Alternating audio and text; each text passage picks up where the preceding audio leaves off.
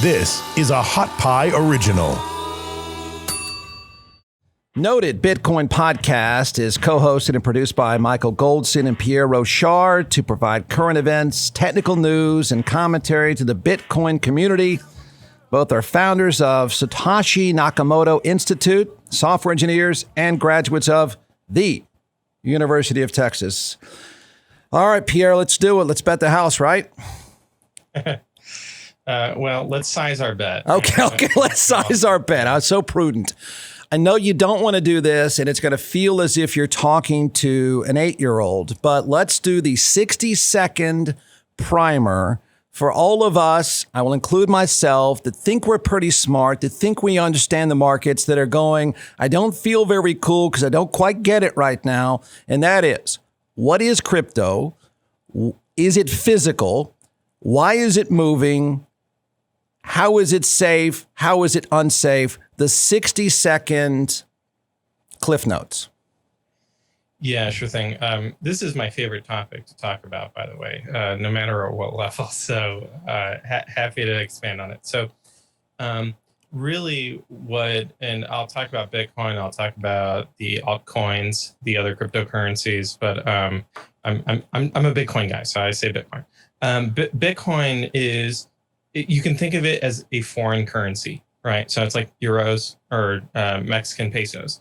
And the crucial difference is that it exists in cyberspace. It's on the internet. And how it is it can be physical, but let me explain why. It's not necessarily physical. It is a network like BitTorrent, right? And so you have different computers connecting to each other, communicating with each other. And what they're doing is that they're maintaining this ledger. And this ledger is the currency system, the monetary system that says who has what money. Now, how you prove that you have that money is with this thing called a private key, which is basically like a password. You can write that down. You can put it into, stamp it into a metal block. So that can be physical. But the network itself is a computer network. And so you can receive Bitcoin, you can send Bitcoin using this private key. Well, you don't use the private key, you use an address that's tied to the private key. That way people don't take your money. And that's it in a nutshell. Now, the weird but you open an account. Yeah. I mean, this is backed up by, okay, let's do this. Jeff says, I got $2,500. I don't want to go to the craps table. I don't want to buy penny stocks. I don't want to buy 1/2 of one share of fill in the blank. For my $2,500 or $5 or $50, whatever the cash is that I want to put in, what exactly do I do? What exactly? The SNL bit wasn't that far off when they kept showing Elon Musk. Now, what is this? Is $1. What's that? What exactly? And again, we're going to move quickly past this, but what exactly do I get for 25, 10, 50, whatever? And then how does it move? So you get Bitcoins. So you go to an exchange, you send in your dollars, or you might find someone on the street corner, a Bitcoin dealer. And how it moves is that there's this. Everyone has a copy of the entire ledger. So when you're running this software on your computer, it downloads the whole ledger. It verifies that all the rules are being followed. And when they transfer the Bitcoin to you, because you transferred the dollars to them, they need your address. So on any kind of computing device, you can just generate a private key. You can generate an address. You give them that address, and they send the Bitcoin to that address. Now, what does it mean to send the Bitcoin to that address? So their software will create a transaction, upload it to the network. All of the peers, all of the computers on the network will take that transaction, make sure that it is correctly signed by the sender's private key, right? Making sure that they're actually authorized to send those Bitcoin. And then they send it to these miners. Okay, you might have heard about the miners consuming lots of electricity. They're the ones who batch up all the transactions into a Bitcoin block, and they consume a bunch of electricity to keep them on a metronome. every 10 minutes, they create a new block. And the reason they can't create blocks more quickly than that is because of the amount of electricity consumption involved in doing so. And then once they have that block, they broadcast it back to the network, all these computers, as a proposed block.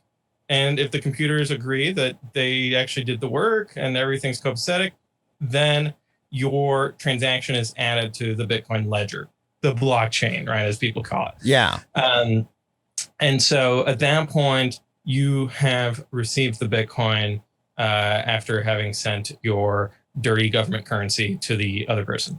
Okay. Am I trading with other crypto traders, crypto brokers? You kept saying they send you. Yeah. Who's they? I mean, again, this is going to sound amateurish, and you know this better than me. I think a lot of people are on this fringe going, aha, it must be something. I can't figure out the fundamentals to get in the game. Right. So the weird part is that if you were doing WoW gold, World of Warcraft gold, and you're buying the gold from Blizzard, right, from the corporation, okay, so that makes sense, right, or Xbox points or something.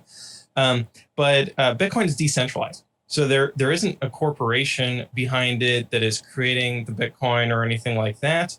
And the Bitcoin come into existence from those miners who are consuming a bunch of electricity to create the Bitcoin. So nobody gets Bitcoin for free. You either have to burn electricity to get it, or you've got to trade for it.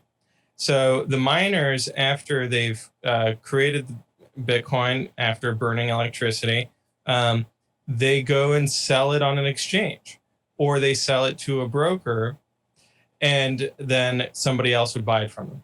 Now, most of the coins being bought and sold were mined a long time ago.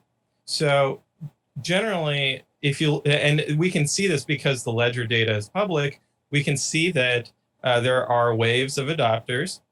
And one of the criticisms of Bitcoin is that, oh, look at the early adopters, they got rich. Well, that's not quite right, because it's more like a relay race. So the early adopters, they sold a long time ago. They were early sellers as well.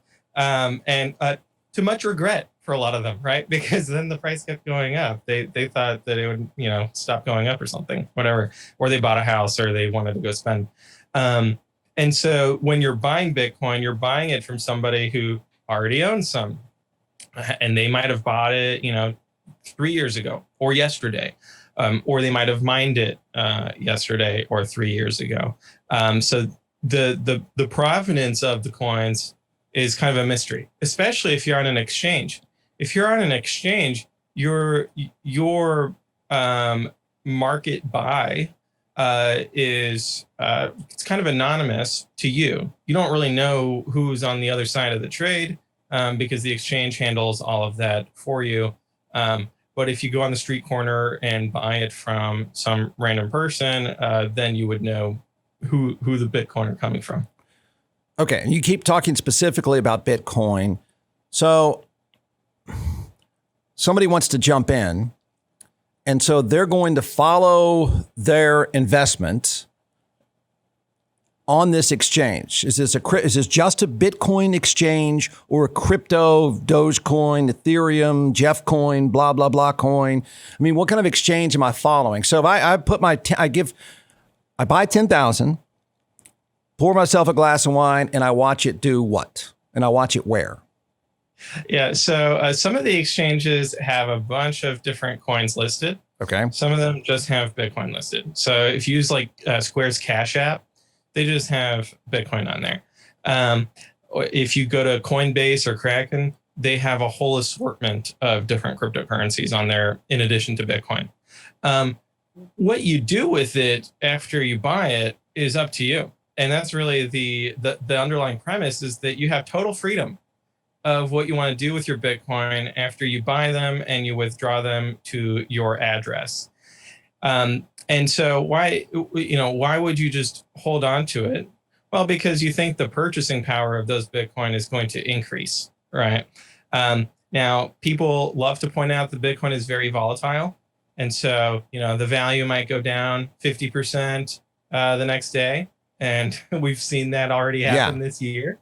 But that's why I promote the view that it's about the long term, and that if you want to find a way to put your money into something that is going to increase in value over the long term, Bitcoin's better than any other asset out there because of its fundamentals, because of its properties, not because I'm looking at a chart and I'm like doing some voodoo magic on where I think the price is going to go. So 5,000, how long have you been in? You've been in something like since 2015 or so? 2017? 2013. Yeah. Okay. Oh, wow. That's early days, isn't it? So 5,000 2 years ago. Today, I checked the exchange. What's it worth? It's like 40,000. So people are following these. They're hearing it's the get rich way. Is it your recommendation? This is a we're not are you saying don't be day traders? Because this seems awfully appealing if I want to be a day trader because I can, I hit it right. I'm going to get rich. A hold for 6 months, a year. Like what in the crypto world, we know if we hang on to GM for 40 years, we know what that does. In the crypto world, you say, sounds like you're saying be longer term. What's longer term in the crypto world? Yeah, so that's a fair point. Bitcoin's only been around for a decade. So my view is purely based on the fundamentals because I look at how the software is actually engineered. And I see that this is going to last centuries. And so I don't have any concerns about it, disappearing tomorrow and being a flash in the pan. In terms of the trading is extremely hard for folks. I know a lot of folks who have gotten wrecked trading because it is so volatile. Yeah. And human emotions are so hard to deal with when you're moving a lot of money around and you're trying to figure out when to buy, when to sell. And then throw on top of that the taxes. The short-term capital gains tax is pretty brutal, and all the record keeping involved there. So I'm very skeptical of trading for folks who are not professional traders, right? To me, that's a job. If you want to find a new job, then maybe go into trading. But doing it, moonlighting as it's going to be really stressful. So in terms of why I think it's long term. But what's long term? I mean, you're saying until you retire, kind of long term. I mean, that's if I'm sitting here with my broker. It says, 35-year-old Austinite starting a family. Pierre says, hang on to it until you're 65. Is that what you mean? Or are you saying long term's 2 months from now? So I guess one way to look at it would be to say, all right, the previous bubble was a top of $20,000 in December of 2017. One coin is 20,000. Right. Okay. That was the 2017 bubble. Okay. It peaked at $20,000 in December. And then then it went down to $3,000 December of 2018. Ouch. Okay. So 20,000 to 3,000 in 1 year. Oof. And then it took 2 years for it to go back to 20,000. So I would say long term is at least 3 to 4 years from when you buy it.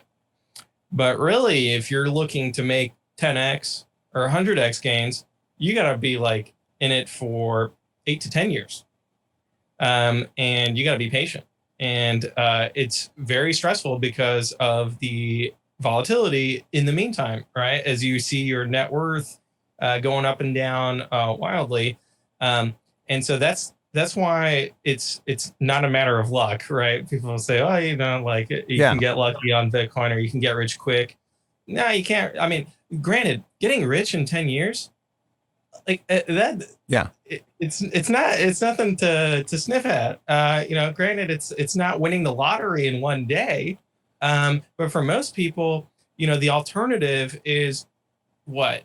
How are you going to get rich off the stock market? That's going to take you 30, 50 years if you get lucky. Okay, I've made it this long without mentioning Elon Musk. So why? Well, of course, we're going to get in the government part, the IRS part, legitimacy of that. But Elon Musk sends this thing up and down like everything. And the guy's a market mover, whether it's crypto or stocks in general, or his own stock, which is, another issue. But why not? And he said, Tesla's not going to take Bitcoin. Why not start buying stuff? When are more companies going to say, cash, it's 25, Bitcoin, it's 15? I mean, when do these transactions, monetary transactions of stuff, goods and services, when does that come? Or does it come? Well, so it might just never come, in the sense that when you go on vacation to Europe, you don't necessarily convert all your dollars into euros. You can just use your credit card in Europe, and it's a dollar credit card, but Visa does the conversion into euros for you, so you don't even have to directly get into euros. And so that's why I think that, and we see products like that where you have a credit card or a debit card that has Bitcoin on it, but you can just go spend it wherever, and it'll automatically convert into dollars for the merchant. And so there isn't really a need to directly accept Bitcoin unless the recipient wants Bitcoin. Okay, well, what's the upside? When we heard about Tesla, and now we're hearing about people getting paid, athletes wanting to get paid in Bitcoin. I mean, what's the upside? What's the upside on the transaction versus getting paid in dollars and going to buy Bitcoin? Yeah, it's symbolic, right? They're making a statement, and we can say, okay, well, is it a good statement or a bad statement? Tesla was making a statement, and they got a lot of pushback because of specifically on the carbon emissions related to Bitcoin mining, and we can get into that, but that's, I think, what drove the flip-flopping there, is the amount of pushback they got on that topic, which they're very sensitive to, being a green company. Yeah, well, okay, so using that as an example, again, he's a market mover for better or worse. He says, Tesla's going to start accepting Bitcoin. I don't know if it was all crypto, but Bitcoin. Then reverses, says it's not environmentally sensitive, blah, blah, blah, blah, blah. We're not going to take it. Then some bizarre statement comes out. It's going to be mined in a certain way. But either way, somebody on the sidelines is looking, going, man, that's why I'm not going to get in. Look how crazy that whole thing is. Why would I ever get involved in that? One guy popping off about one subject, and I'm out 50 grand or whatever. Hey, I'm here with John McClellan, the creator and founder of ATX Hot Sauce. And when I say that you started this, maybe not screwing around in your kitchen, but maybe not that far removed from screwing around in your kitchen. So talk about the creation, the process, the dream that came out of the pandemic. It's from Austin, from Texas. There's not a lot of hot sauces out there that are actually from here. There's a few great ones too, but Frank's and Tabasco and some of these other ones, I want something that's Texan like me. It's different. And I think that's what Texas is a little bit about. That's what Austin's about. So that flavor first, without the vinegar, and then going into the heat after that, but not a blow your head off heat. If you notice, a lot of the hot sauces out there that you see are like Da Bomb or Death's Door, right? Yeah. And they're just supposed to blow your head off when you do it, when you taste it. Well, that's not the kind of hot sauce that I'm making. I'm making a hot sauce for the everyday person, for the condiment for every single day. And that's why the flavor first, heat second is so important, that you get those flavors, the nuances, whatever food that you're making. All right, order a box now. It's atxhotsauce.com, atxhotsauce.com. Yeah, that's a totally reasonable way to look at it. From my perspective, I kind of see the price as layers. So at the top layer, you have highly leveraged traders who are like 100x in, and if the price goes down 1%, they get liquidated and they're forced into selling. And then you've got the day traders, and they're listening to what Elon's saying, and they're buying and selling based on that. And so those people at the margin are driving the price, the short-term price. Yeah. And then the medium and long-term price are driven by people who are actually doing their homework, are figuring out, okay, Elon is a bit of a goofball, but I want to understand what are the fundamentals of this system. is this something that I want to hold for 5, 10 years, 20, 30 years?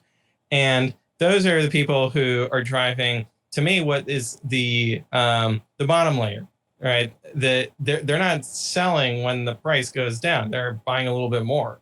And that is really, I think, the right way to approach Yeah, this. the question there is somebody in a retirement fund, someone in a 401k, somebody looking to make longer term investments, somebody looking to hold. Is this now a part of a prudent investment strategy?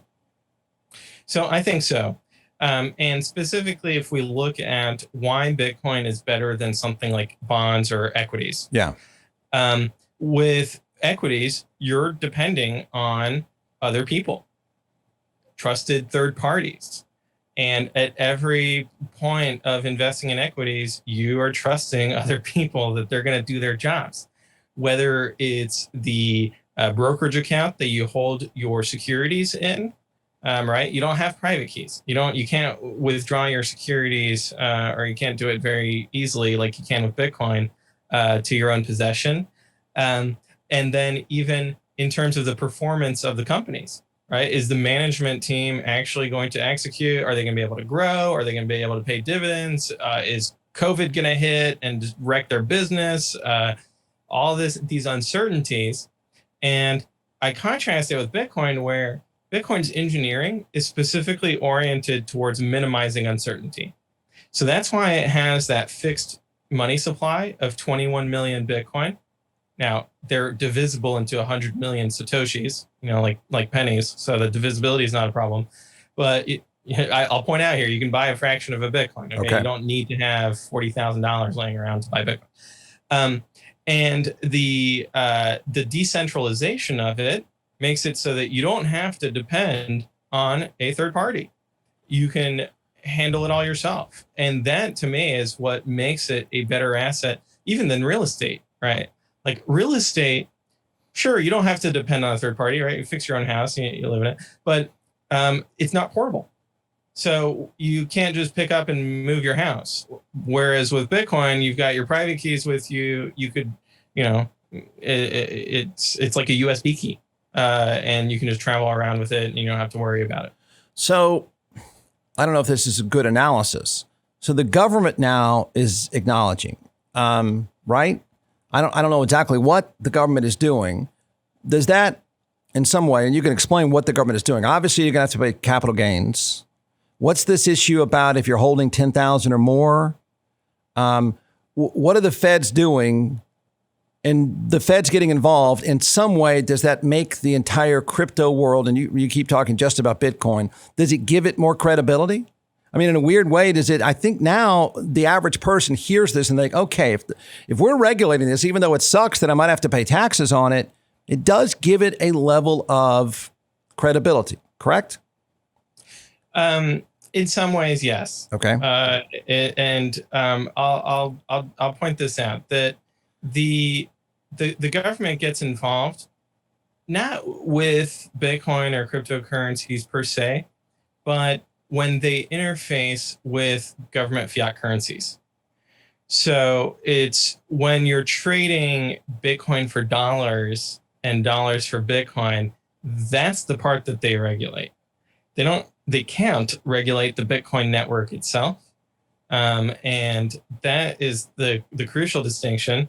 And that is very frustrating to them because they are used to having centralized third parties like banks that they can lean on and say, hey, if you don't do what we're telling you to do, we'll revoke your bank charter, put you out of business.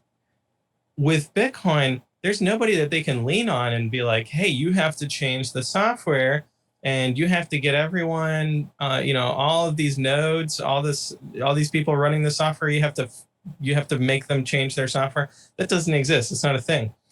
People have to voluntarily change their Bitcoin software in order for there to be any kind of changes to the Bitcoin protocol itself. And that is where governments are really going to struggle. Now, they're trying to make it very hard to go between government fiat currencies and Bitcoin. So that involves using that $10,000 rule, which they call the anti-money laundering, know your customer stuff. So, there are valid concerns about money laundering.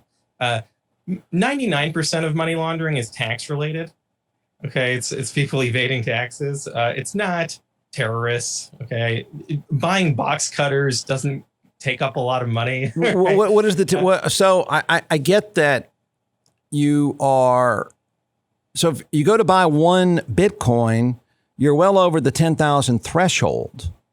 I go to the bank or I go to the ATM, I can't take out 10,000. So what is the government interference on this $40,000 transaction of one Bitcoin? So you can. They are just required to report it. Okay. So they report it to the Treasury Department, which, by the way, is completely unconstitutional. Okay. You're not supposed to have this warrantless search and seizure, mass surveillance going on. Agreed. But are you? But it is what it is. Are you flagged for every crypto buy now in some capacity? Or are they leaning on? Who are they leaning on to say, well, Jeff Ward, Social Security number X, whatever, just purchased $80,000 worth of Bitcoin? They're leaning on the banks and the exchanges. Okay. And so the amount of data transmitted, that's a bit of a black box. But for example, the IRS has gotten all of the data from Coinbase users who transacted, I think more than $20,000 was the threshold, because they want to see who's cheating on their taxes, and they want to go hit them hard. This has become a priority for the Biden administration. They want everyone to pay their fair share, right? So they're cracking down on it. Now, the good news for people like me who see it as a long-term thing is that if you just buy and hold, there's no taxes. Right. There's no capital gains taxes until you actually sell. Lots of people in the Bitcoin community are saying, I'm holding until the IRS changes, right? Until we get the rules changed, and that's far in the future, maybe. What should... Okay, you've made the argument to buy. So what should an investor look for? I mean, when do I look to sell? What indicators? I mean, I can sit here all day and study reopening trades. I can study stay-at-home trades. I mean, we've got all these terms that the average person over time has learned. So if I want to follow when to buy, when to sell, what am I looking for in the crypto world? Well, I guess to me, it's about what your personal finances are first and foremost, and what your goals in life are. Your goal might be to buy a sailboat and to go sail around the world. And so that means that you're going to sell your Bitcoin at a specific value that might be entirely different from somebody whose goal is to buy a football team. And they're just going to wait longer than you are. And it's not that, one person's doing it right or wrong. They just got different goals in life. So that's, to me, the most important part, because you're never going to be able to time the market. Yeah. It's too volatile. I know. I guess I'm asking for indicators. I mean, you're right. I mean, we never know, but we do know enough. We think we know enough. We have brokers that think they know enough. Do we look for indicators? Is there an indicator in this world? So there is. Okay. There's what's called the stock to flow ratio. They've done some quantitative analysis on the relationship between the amount of Bitcoin being put out by the miners and the amount of Bitcoin that's out there. So if you follow at S2F multiple on Twitter, you'll see this chart, which kind of shows where we're at on that path. Now, it's a very wide band of potential future prices because Bitcoin is so volatile. But this is, in terms of quantitative analysis, I personally don't really like quantitative analysis, but this is the least worst thing I've seen so far. And to me, the biggest indicator would be when has Bitcoin replaced all of these government fiat currencies? That's when adoption is at 100% and, Bitcoin is as big as it'll get. Does that happen? I think that'll happen within our lifetimes. Yeah.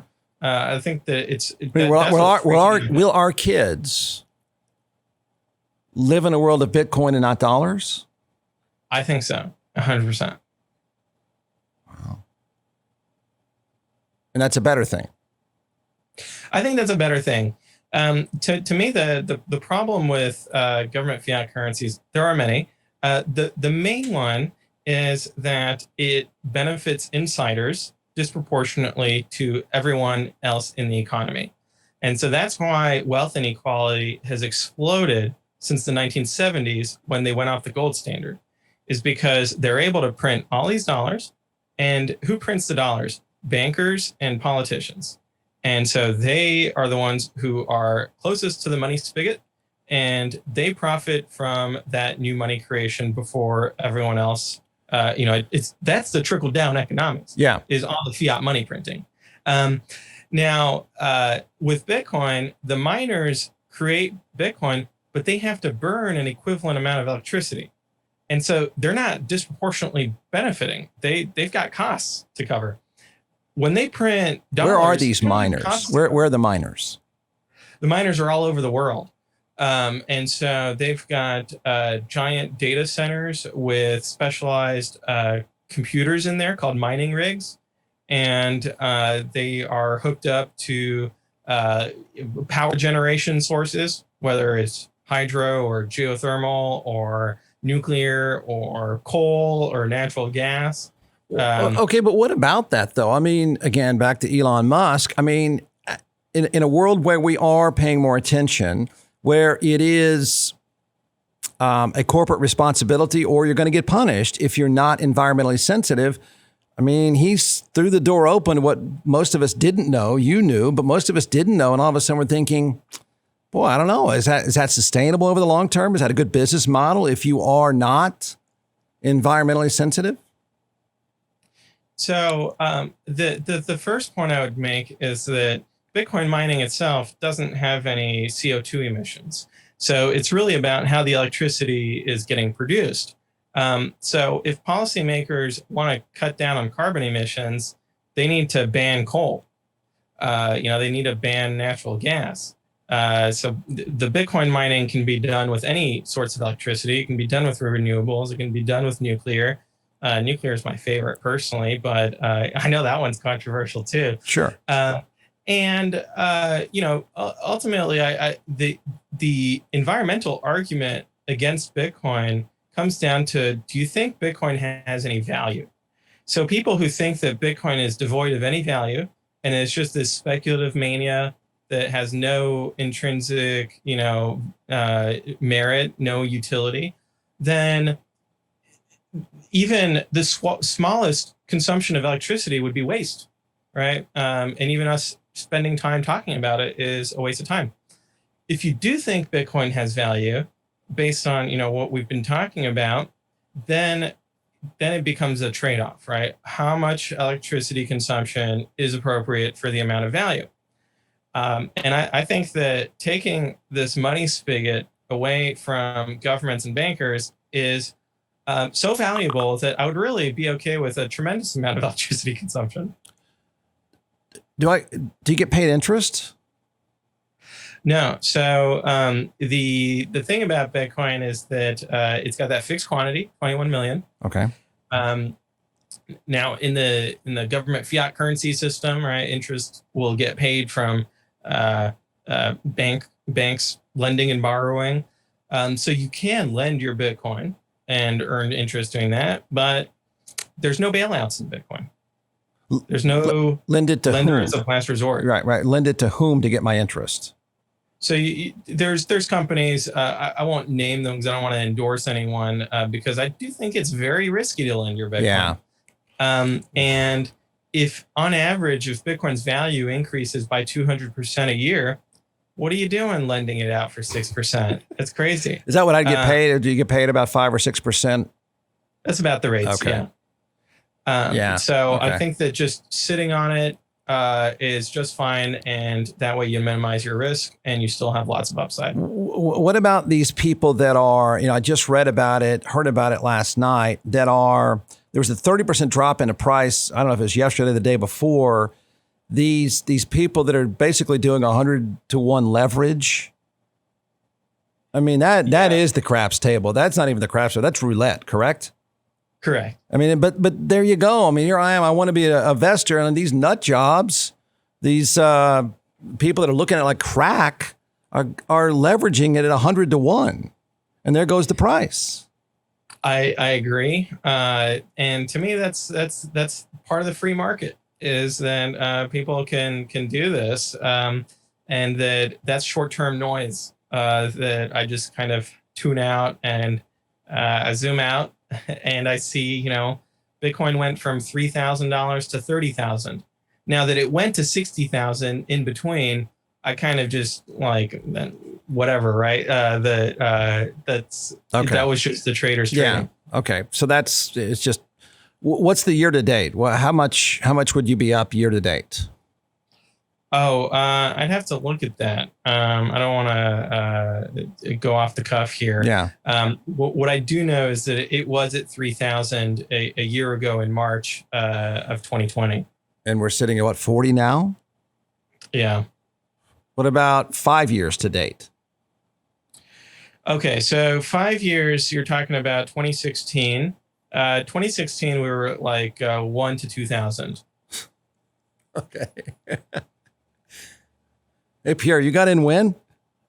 2013. Okay. But don't extrapolate that. Oh, well, I can't help it. It's hard not to. I was pretty a cool. college student at the time, so it's not. You were like buying I in was, college? You were doing this in college? Yeah, this was my last year of grad school at UT. Okay. Very cool. How come you never mentioned Dogecoin or Ethereum or I don't know, Jeff Coin, whatever else is tomorrow? I don't know. Who knows? Why don't you mention those?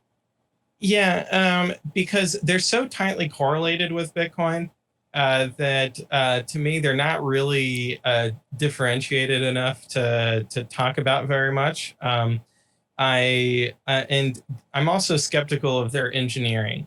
So I mentioned that part of what gives me confidence about Bitcoin is how the software is actually built. These other coins, their software is slapped together much more haphazardly than Bitcoin's is. So it gives me pause. So is it a situation, this is the last thing, somebody hears you and says, okay, man, I'm on the fence. Seems like an okay guy. Seems like an okay investment. I need to lean on someone or something.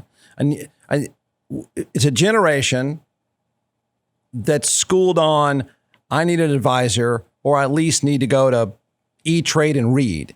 What is a reasonable, credible source that the average person could lean on? Yeah, absolutely. So to me, the best resource is Twitter. Now, there's a lot of noise on Twitter as well. Yeah. So go to Hive, HIVE.one, ONE, it's a website, and it algorithmically ranks who are the best Bitcoin Twitter accounts. So there's no judges, it's just It's a computer algorithm that figures it out. And I think it's actually very accurate. So if you just follow like the top 10 or top 100 on there, then you're going to get a flood, a fire hose of information about Bitcoin, and that's a great way to enter the rabbit hole. What's the craziest amount you've seen anybody jump in, or flip, or do whatever? I mean, just a ridiculous trade. Yeah, I guess the craziest amount is Michael Saylor with MicroStrategy. I think he's got now almost 100,000 Bitcoin. So billions of dollars that he has bought over the past year, and he just can't stop. And it's a publicly traded company, and he just loves Bitcoin. Yeah, he just keeps buying it up. He can't help himself. Every quarter, he buys a little bit more. He's already used up all his cash. So as money comes in, he buys $10-15 million worth more. All right. Great stuff. It's the Noted Bitcoin Podcast, right, Pierre? Mm-hmm. All right. Yep. Very good. Thanks for the time today. Thank you. Thanks for having me on. This was a pleasure.